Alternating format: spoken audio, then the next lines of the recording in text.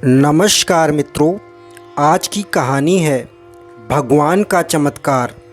और चैनल पर नए हो तो चैनल को सब्सक्राइब अवश्य करें। बहुत समय पहले ब्रिज क्षेत्र में एक राजा राज्य करता था। वह भगवान श्री कृष्ण का बहुत बड़ा परम भक्त था। एक दिन उस राजा ने भगवान कृष्ण का एक बहुत बड़ा सुंदर और भव्य मंदिर का निर्माण करवाया और उसमें एक पुजारी को पूजा करने के लिए रखा। काफ़ी समय बीत गया, राजा की भी उम्र हो गई थी और उस पुजारी की भी उम्र हो चली थी। लेकिन राजा का एक नियम था कि वो हर सुबह सैनिक के साथ एक फूलों की माला भिजवाया करता था और उस माला को पुजारी जी भगवान श्री कृष्ण को चढ़ाया करते थे। उसके बाद जब राजा भगवान के दर्शन करने आया करते थे तब पंडित जी उसी माला को भगवान के गले से निकालकर प्रसाद स्वरूप राजा के गले में डाल दिया करते थे। नित्य यह क्रम चलता रहता था। ये लगभग रोज की दिनचर्या बन गई थी। पुजारी जी भी बूढ़े हो चले थे और राजा भी अत्यंत बूढ़ा हो चुका था। एक दिन राजा की तबीयत खराब हो जाती है तो राजा ने माला सिपाही के हाथ भिजवाते हुए सिपाही से कहा कि पंडित जी से कहना कि आज हमारी तबीयत थोड़ा ठीक नहीं है तो आज हम नहीं आ पाएंगे, तो आज हमारा इंतज़ार ना करें। उसके बाद सिपाही ने माला जाकर पुजारी जी को दे दी और सारी बात पंडित जी को बताई। पंडित जी ने भी माला को श्री कृष्ण को चढ़ा दिया और भगवान से प्रार्थना की कि राजा को जल्द ठीक कर दें। तो उसके बाद पंडित जी ने सोचा कि इतने साल गुजर गए कि भगवान की इस माला को हमेशा राजा जी को ही पहनाई है, लेकिन आज तक मैंने कभी इस माला को कभी खुद नहीं पहना, ना ही मैंने इसके पहनने के बारे में सोचा। तो हो सकता है कि ज़रूर यह प्रभु की लीला हो या इच्छा हो कि इतने सालों में आज यह मौका मिला है कि प्रभु की इस माला को मैं अपने गले में पहन पाऊँ। तो यह तो परंपरा ही थी कि प्रभु की वह माला तो निकलनी ही थी। तो इस बार पंडित जी ने वह माला स्वयं अपने गले में प्रसाद स्वरूप डाल ली। लेकिन तभी अचानक सिपाही दौड़ते हुए आया और पंडित जी से बोला कि महाराज को वहाँ कुछ ठीक नहीं लग रहा है।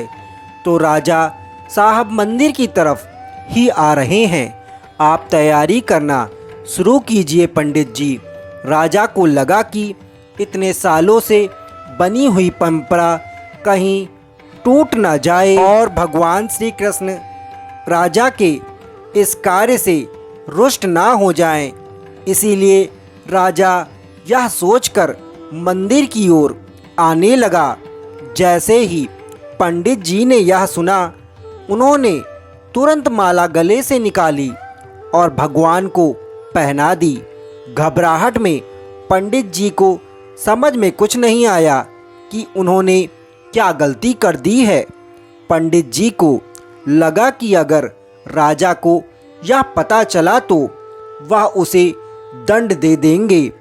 अब राजा आए तो रोज की तरह पंडित जी ने माला भगवान के गले से उतारी, पूजा पाठ करके और राजा को पहना दी। लेकिन राजा की नज़र माला पर पड़ी। उसमें एक सफ़ेद बाल था। राजा बात को समझ गया कि ये सफ़ेद बाल पुजारी का है। राजा अत्यंत क्रोधित हुआ। राजा ने पुजारी से आराम से पूछा कि पंडित जी, मुझे यह सच सच बताइए, क्या माजरा है? क्या इस माला को आपने पहना था?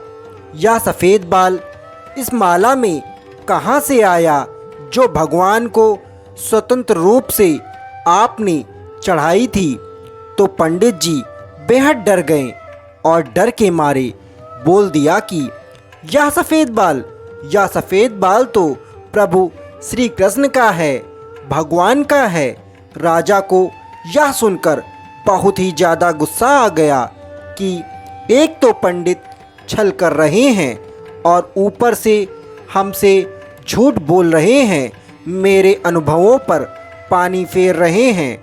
राजा ने थोड़ा गुस्से में आकर पूछा कि कृष्ण जी के कब से सफ़ेद बाल हो गए? ठीक है, कोई नहीं, मैं कल श्रृंगार के समय सुबह सुबह आऊँगा, तब देखूँगा कि भगवान श्री कृष्ण के बाल सफ़ेद हैं या नहीं। और याद रखना पंडित, अगर बाल काले निकले, सफ़ेद नहीं निकले, तो कल के कल आपको इस छल के लिए मृत्युदंड दिया जाएगा। और राजा गुस्से में तमतमाते हुए वहाँ से चले गए। और इधर पंडित जी को अपनी मृत्यु नज़र आने लगी थी।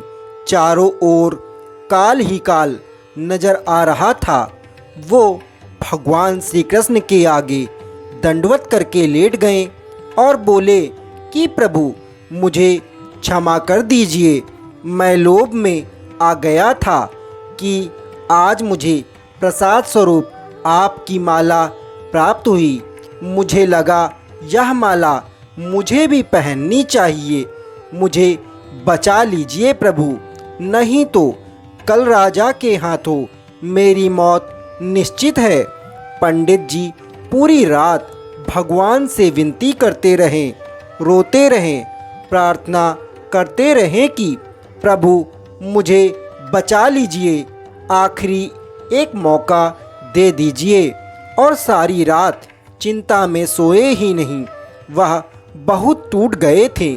वह अपनी जिंदगी की यह रात आखिरी मान चुके थे। अगले दिन सुबह सुबह राजा श्रृंगार के समय मंदिर जा पहुंचा और पहुंचने के बाद राजा ने पंडित जी से कहा कि पंडित जी कृपया करके भगवान श्री कृष्ण का मुकुट उतार दीजिए, मुझे पहले बिहारी जी के केस देखने हैं।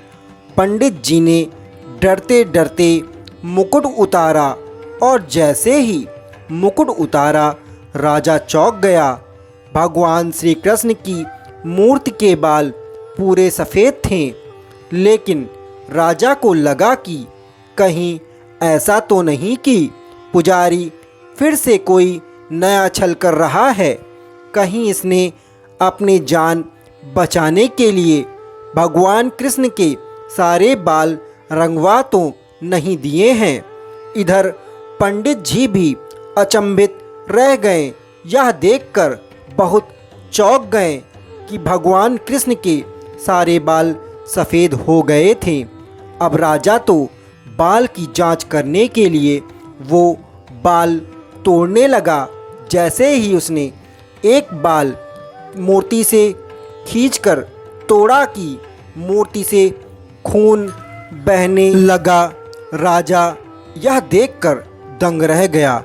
अचानक भगवान के जिस बाल को राजा ने तोड़ा था वहाँ से रक्त की धार का प्रवाह अत्यंत तेज हो गया। राजा यह देखकर बहुत ही ज़्यादा घबरा गया, डर गया। राजा तुरंत भगवान के चरणों में गिर गया, क्षमा याचना मांगने लगा कि भगवान क्षमा कर दो, मुझसे बहुत बड़ा पाप हो गया है। मैं शक में इतना अंधा हो गया कि मैं सही गलत भूल गया हूँ। हे प्रभु, मैंने यह भी नहीं सोचा कि इस बाल को तोड़ने से आपको कितना दर्द होगा। मैंने केवल आपको पत्थर की मूर्ति मानकर आपके बालों को तोड़ दिया। तभी मूर्ति में से आवाज़ आई कि हे राजा, तुमने मुझे सिर्फ मूर्ति माना, इसीलिए मैं आज तक तुम्हारे लिए सिर्फ मूर्ति हूँ। लेकिन इस पुजारी ने मुझ में साक्षात भगवान देखा है, इसीलिए इसकी जान बचाने के लिए मुझे अपने बालों को सफ़ेद करना पड़ा और खून की धारा बहानी पड़ी ताकि तुम्हें समझा पाऊँ। और उसके बाद राजा को अपनी गलती पर पछतावा हुआ, लेकिन अब कुछ नहीं हो सकता था। और उधर मूर्ति से भगवान की आवाज़ भी आना बंद हो गई थी। वह तुरंत उठा और भगवान कृष्ण को तुरंत सर में कुछ मलहम लगाकर मुकुट पहनाया और पंडित के चरणों में गिरकर माफ़ी मांगने लगा और पंडित से क्षमा याचना की। पंडित जी ने राजा को माफ़ किया। इसीलिए तो कहते हैं कि अगर मानो तो पत्थर में भी भगवान हैं, नहीं तो साक्षात आपके सामने भगवान भी आ जाएं तब भी आप उनसे उनकी सत्यता का प्रमाण मांगेंगे। अगर आप सच में भगवान को देखना चाहते हैं तो आपके सिर्फ भाव होने चाहिए। ऊपर वाले पर बिना किसी शर्त के विश्वास रखो और अपने कर्म को निरंतर करते रहो। ऊपर वाला आपको उसका फल अवश्य देगा। तो उम्मीद है आपको यह कहानी पसंद आई होगी। अगर पसंद आई हो तो चैनल को सब्सक्राइब अवश्य करें। आपको क्या लगता है जो राजा ने किया, क्या वह सही था? क्या एक राजा होने के नाते उसके पास सत्य की पहचान करने का कोई और रास्ता भी था? हमें कमेंट करके ज़रूर बताइएगा। भगवान का चमत्कार कहानी आशा करता हूँ पसंद आई होगी।